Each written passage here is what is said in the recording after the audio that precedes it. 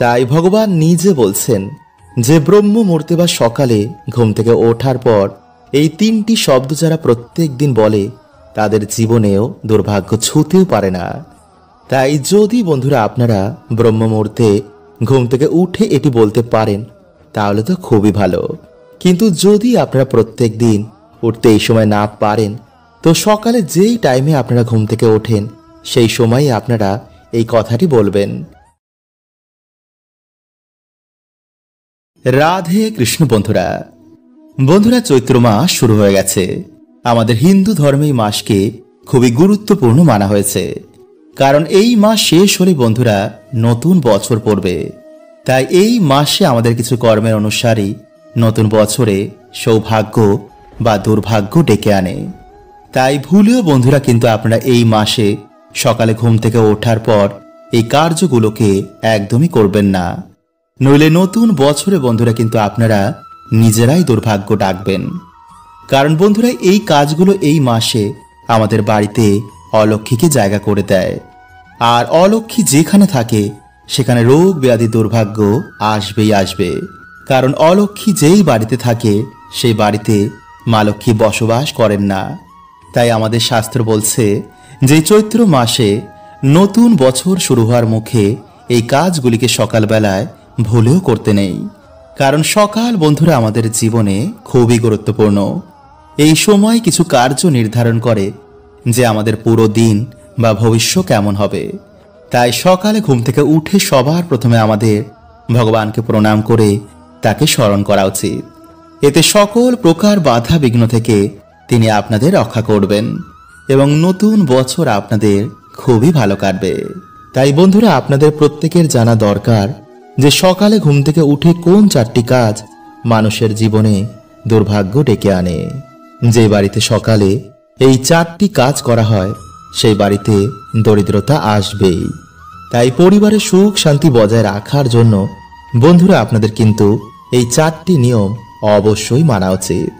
এতে মা লক্ষ্মী ও ভগবান শ্রীকৃষ্ণের কৃপায় আপনাদের কিছু দিনের মধ্যেই বাড়িতে দেখবেন যে দুর্ভাগ্যের নাশ হয়ে গেছে এবং সৌভাগ্যের আবার উদয় হয়েছে।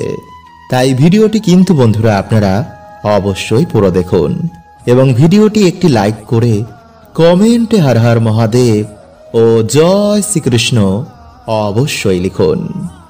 বন্ধুরা বর্তমানে আমরা নিজেরাই কিছু ভুলের জন্য আমাদের জীবনে দুর্ভাগ্য ডেকে আনি। যেমন সকালে ঘুম থেকে উঠে আমাদের দিন শুরু হয়, তাই সকালে সবার প্রথমে যে কাজটি আপনারা করবেন না তা হচ্ছে নাম্বার 1, ব্রহ্ম মুহূর্তে মিলন।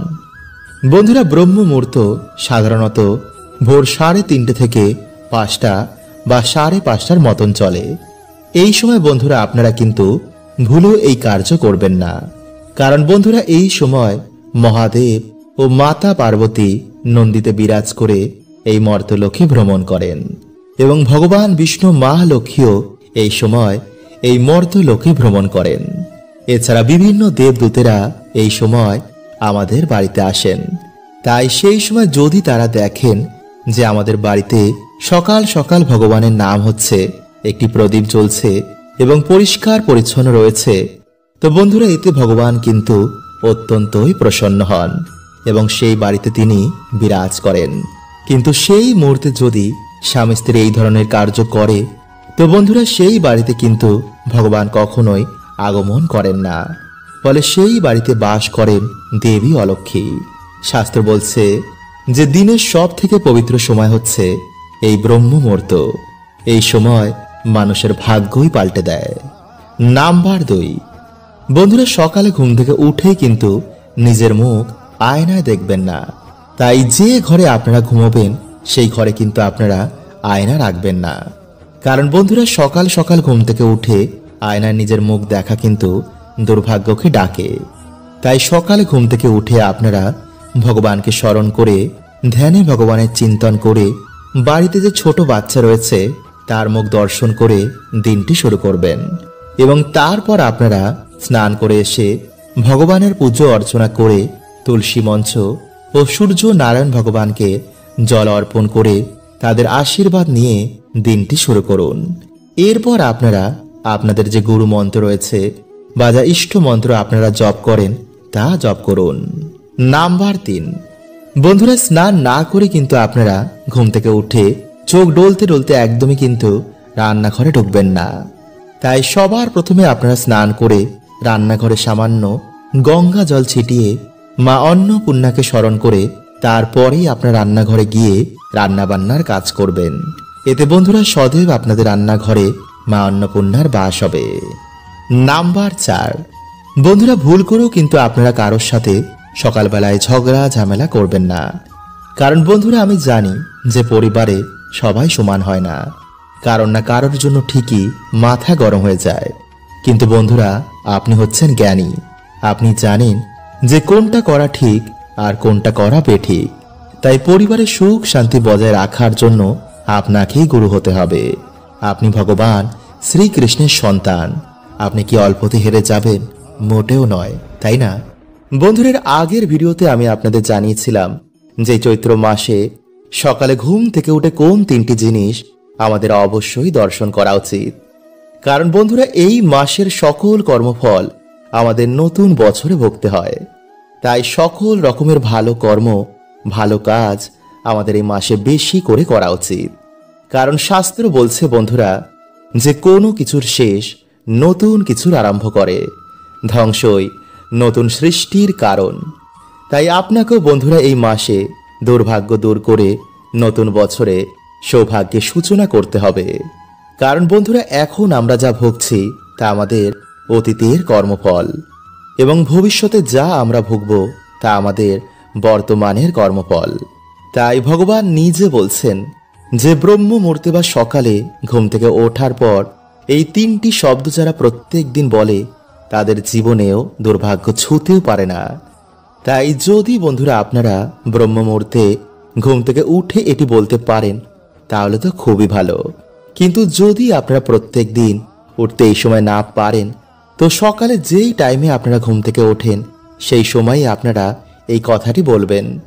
যদি 7 দিন বন্ধুরা আপনারা এইভাবে এই কার্যটি করতে পারেন তো ব্রহ্মাণ্ডের যত পজিটিভ এনার্জিরা রয়েছে তারা আপনাকে আপনার মনের ইচ্ছা পূর্ণ করতে সাহায্য করবেই। 7 দিন পর থেকেই বন্ধুরা আপনারা বুঝতে পারবেন যে আপনাদের জীবনে কেমন পরিবর্তন আসছে, এবং নতুন বছরে আপনাদের জীবনে সুখ শান্তি সৌভাগ্য এতই আসবে যে আপনারা অতীতের দুঃখকেই ভুলে যাবেন। বন্ধুরা দিনের সব থেকে পবিত্র সময় হচ্ছে এই ব্রহ্ম মুহূর্ত। কারণ এই সময় বন্ধুরা আমাদের সৃষ্টির রচনা হয়, তাই এই সময়কে ঈশ্বরের সময়ও বলা হয়।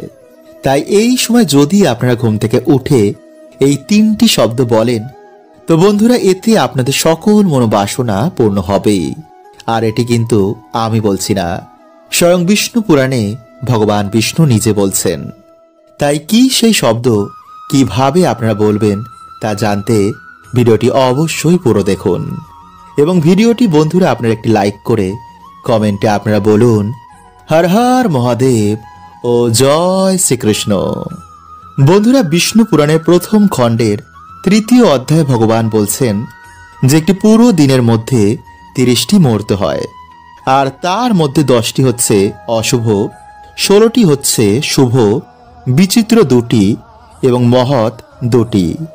মানে দিনের সব থেকে শুভ সময় হচ্ছে এই 2টি মুহূর্ত, আর এই 2টি মুহূর্ত হচ্ছে ব্রহ্ম ও সমুদ্র। এই 2 মিলিয়ে হচ্ছে ব্রহ্ম মুহূর্ত, মানে 1 ঘন্টা 36 মিনিট। মানে ধরুন আমাদের এখানে ভোর 5টার সময় সূর্য উদয় হয়, তো তার আগে 1 ঘন্টা 36 মিনিটই হচ্ছে এই ব্রহ্ম মুহূর্ত। তাই এই সময়ের মধ্যেই কিন্তু বন্ধুরা আপনারা এই বিশেষ শব্দটি বলতে পারেন, তো পুরো ইউনিভার্স আপনাকে আপনার মনের বাসনা পূর্ণ করতে সহায়তা করবেই। আর এটা আমি বলছি না, আমাদের ঋষি মুনিরা ভগবান বিষ্ণু এটি বলছে যে সর্বদা যদি আপনারা পজিটিভ চিন্তা করেন, পজিটিভ ভাবেন, তো আমাদের আশেপাশে পজিটিভ এনার্জিদের আগমন বেড়ে যায়, ফলে সর্ব কাজেই আমরা সফলতা প্রাপ্ত করি। সেই পজিটিভ এনার্জিরা আমাদের সহায়তা করেন। তাই এর জন্য বন্ধুরা আমাদের শাস্ত্র বলছে যে সময়কে পরমেশ্বরের সময় বলা হয়। এই সময় বিভিন্ন পজিটিভ এনার্জিরা এই পৃথিবীর দিকে ছুটে আসেন, ফলে এই সময় যে সকল ব্যক্তিরা সকালে ঘুম থেকে উঠে ধ্যান জপ করে, গীতা পাঠ করে বা পুজো অর্চনা করে তাদের সকল মনোবাসনা তারা পূর্ণ করে দেন। এবং সায়েন্সও বলছে বন্ধুরা যে এই সময় বায়ুমণ্ডলে কসমিক এনার্জির বৃষ্টি হয়। আর যেহেতু বন্ধুরা আমরা এই পৃথিবীতে বাস করি, তাই সেই কসমিক এনার্জিকে আমরাও কিন্তু রিসিভ করি। তাই সেই কসমিক এনার্জি রিসিভ করার সময় যদি আমরা পড়াশোনা করি, ধ্যান করি বা এই মন্ত্রটি বলে নিজেদের মনোবাসনা বলি, তো বন্ধুরা পুরো ইউনিভার্স, ঈশ্বর, সকল দেবদূতেরা সেই কাজেতে সাহায্য করতে লেগে যায়। তাই এর জন্য বন্ধুরা আপনারা ব্রহ্ম মুহূর্তে ঘুম থেকে উঠে আপনারা 3 বার ওম নমঃ শিবায়, হরে কৃষ্ণ মন্ত্র বা গায়ত্রী মন্ত্র জপ করে হাত জোর করে ভগবানকে বলবেন যে পরমাত্মা আপনাকে অনেক অনেক ধন্যবাদ আজকের দিনটি নতুন করে শুরু করার জন্য, আমাকে এত ভাগ্যশালী বানানোর জন্য। এবং তারপর বন্ধুরা আপনারা আপনাদের যা মনোবাসনা রয়েছে তা পূর্ণ হয়ে গেছে তা এমন বলবেন এবং তা কল্পনা করবেন। মানে ধরুন আপনার একটি ভালো চাকরি চাই, তো আপনারা কি বলবেন যে হে পরমাত্মা, আমাকে এত ভালো একটি চাকরি দেওয়ার জন্য আপনাকে অনেক অনেক ধন্যবাদ, আমাকে এত ধন সম্পত্তি দেওয়ার জন্য আপনাকে অনেক অনেক ধন্যবাদ। বন্ধুরা আপনারা কিন্তু সেই সময় চাইবেন না, বলবেন আমি পেয়ে গেছি। এইভাবেই আপনারা প্রত্যেক দিন সকালে ব্রহ্ম মুহূর্তে ঘুম থেকে ওঠার পর এই কল্পনা করবেন এবং 21 বার অন্তত আপনারা এটি বলবেন। দেখবেন কিছু দিনের মধ্যেই বন্ধুরা আপনাদের লাইফে কেমন পজিটিভিটির আগমন হয়েছে এবং আপনাদের মনোবাসনা ধীরে ধীরে পূর্ণ হচ্ছে। এবং যদি আপনারা চান তো এই কার্যটি হয়ে যাওয়ার পর আবার আপনারা ঘুমোতে পারেন বা বাকি কাজও আপনারা করতে পারেন। তাই চলুন বন্ধুরা এবার আমরা জেনে নিই যে কালকের দিনে আপনারা তুলসী গাছের গোড়ায় কি বাঁধবেন যাতে আপনাদের সকল মনোবাসনা পূর্ণ হয়। নাম্বার 1, বন্ধুরা শাস্ত্রের অনুসার নিত্য তুলসী মায়ের পুজো অর্চনায় মানুষের দুর্ভাগ্যে নাশ হয়, কারণ তুলসী মাতা হচ্ছে ভগবান বিষ্ণুর পত্নী। তাই আপনারা কালকের দিনে একটি লাল ওড়না যা দেবী মাকে অর্পণ করা হয় তা এনে আপনাদের মনোবাসনা বলে তা তুলসী গাছে জড়িয়ে দিন। যদি আপনারা কালকের দিনে এটি করতে না পারেন তো আপনারা যে কোনো বৃহস্পতিবার বন্ধুরা এটি করতে পারেন। নাম্বার 2, বন্ধুরা যারা এটি ব্যবস্থা করতে পারবেন না তারা একটি পরিষ্কার হলুদ সুতো নেবেন এবং সেই সুতোটি নিয়ে আপনারা তুলসী গাছের গোড়ার সামনে গিয়ে দাঁড়িয়ে নিজের মনোবাসনা বলে ওম নমো ভগবতে বাসুদেবায় নমঃ এই মন্ত্রটি জপ করার পর সেই সুতোটিতে আপনারা 21টি বা 11টি গিট দেবেন এবং সেই সুতোটি আপনারা তারপর তুলসী গাছে বেঁধে দিন। যখন আপনাদের মনোবাসনা পূর্ণ হবে তখন সেই সুতোটি বন্ধুরা আপনারা খুলে কোনো জলাশয়ে ভাসিয়ে দেবেন। কিন্তু বন্ধুরা এই প্রক্রিয়াটি যে আপনারা করেছেন তা কাউকে বলবেন না এবং যেই দিন আপনারা করবেন সেই দিন আপনারা অবশ্যই নিরামিষ আহার গ্রহণ করবেন। কোনো রকমের মদ্যপান, নেশাভান সেই দিন আপনারা করবেন না। পরিষ্কার জামা কাপড় পরে হাত পা ধুয়ে তবেই কাজটি করবেন।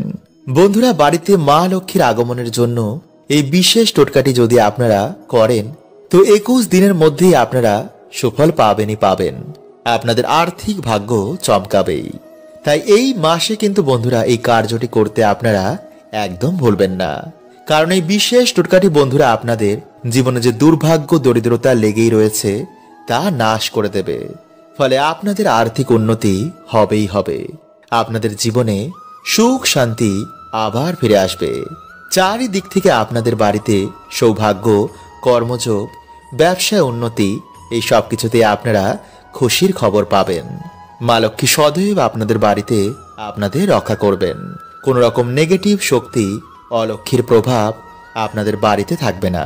তাই ভক্তি ও পুরো নিষ্ঠার সাথে মা লক্ষ্মীর কৃপা প্রাপ্ত করার জন্য আপনারা এই সামান্য কার্যটি বন্ধুরা আপনারা একটি বার করে দেখুন। যদি মায়ের ওপর ভক্তি রাখেন এবং ভক্তি সহকারে যদি আপনারা এই কার্যটি করেন তো অবশ্যই বন্ধুরা আপনারা কিন্তু সুফল পাবেনই পাবেন।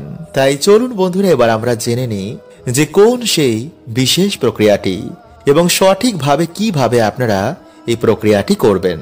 তাই বন্ধুরা ভিডিওটি একটি লাইক করে কমেন্টে আপনারা বলুন হর হর মহাদেব, ও জয় শ্রীকৃষ্ণ। এবং সাথে বন্ধুরা আপনারা বলুন, হে মা, তুমি সন্তানের বাড়িতে একটি বার এসো।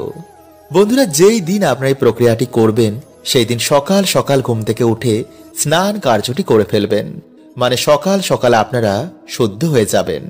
এরপর আপনারা ঠাকুর ঘরে গিয়ে একটি প্রদীপ জ্বালিয়ে আপনারা সকালে যে মন্ত্র জপ করেন, মানে আপনারা যে গুরু মন্ত্র জপ করেন তা জপ করে ঈশ্বরের আশীর্বাদ নিয়েই দিনটি শুরু করবেন। এবং সেই দিনে আপনারা বন্ধুরা কোন রকম আমিষ, মদ্যপান এগুলো সেবন করবেন না। এরপর সন্ধেবেলায় আপনারা বাড়িতে যেমন পুজো অর্চনা করেন তেমনই করবেন। কিন্তু পুজোর সময় বন্ধুরা আপনাদের এই 4টে জিনিস আরও নিতে হবে। আর সেই জিনিসগুলো হচ্ছে লাল চেরি কাপড়, সুপারি, একটি 1 টাকার কয়েন এবং একটি হলুদের গাঁট। এই 4টে জিনিস আপনারা মা লক্ষ্মীর চরণে অর্পণ করে দেবেন। এবং আপনাদের সামর্থ্য অনুযায়ী আপনারা নৈবেদ্য, ফুল ফল মাকে অর্পণ করুন। মায়ের সামনে একটি ঘিয়ের প্রদীপ জ্বালান। যারা পারবেন না তারা সামান্য তেলের প্রদীপও যদি মাকে সেই দিন অর্পণ করতে পারেন তা অবশ্যই করুন। এরপর পুজো অর্চনা হয়ে যাওয়ার পর আপনার এই মন্ত্র দুটি আপনারা 11 বার, 21 বার, 51 বার বা 108 বার জপ করবেন। আপনাদের যতটা সময় রয়েছে, যেমন আপনাদের টাইম তেমন অনুযায়ী আপনারা জপ করবেন। আর সেই মন্ত্রগুলো হলো ওম ভগবতে বাসুদেবায় নমঃ, ওম লক্ষ্মী আয় নমঃ। বন্ধুরা, এইভাবে আপনারা দুটি মন্ত্র পরপর পাঠ করবেন। এরপর আপনারা মায়ের চরণে যে 4টে জিনিস রেখেছেন তা তুলে নিয়ে গিয়ে সেই লাল চেরির কাপড়ের মধ্যে সেগুলোকে ভালো করে বেঁধে আপনাদের বাড়ির যে ঈশান কোণ রয়েছে সেখানে গিয়ে আপনারা মাটি খুঁড়ে সেই কাপড়ের পুটুলিটি আপনারা মাটির তলায় পুঁতে দিন। যদি আপনারা পারেন তো আগে থেকে আপনারা মাটি খুঁড়েও রাখতে পারেন, কিন্তু সেই দিনই বন্ধুরা আপনাদের এই কার্যটি করতে হবে। পারলে আপনারা সেই মাটির ওপরে কোনো গাছ লাগিয়ে দিন, যেমন তুলসী গাছ বা কোনো শুভ গাছ। এতে সেই জায়গাটিকে বন্ধুরা আপনারা সহজেই চিনতে পারবেন। আর প্রত্যেক দিন স্নান করে এসে সেই গাছের গোড়ায় আপনারা জল অর্পণ করুন এবং সন্ধেবেলায় আপনারা প্রদীপ দেখান। এবং যারা ফ্ল্যাটে থাকেন, যাদের বাড়ির ঈশান কোণে কোনো মাটি নেই বা জায়গা নেই, তারা টবের মধ্যেও এই কার্যটি করতে পারেন। হরে কৃষ্ণা, ওম নমঃ শিবায়।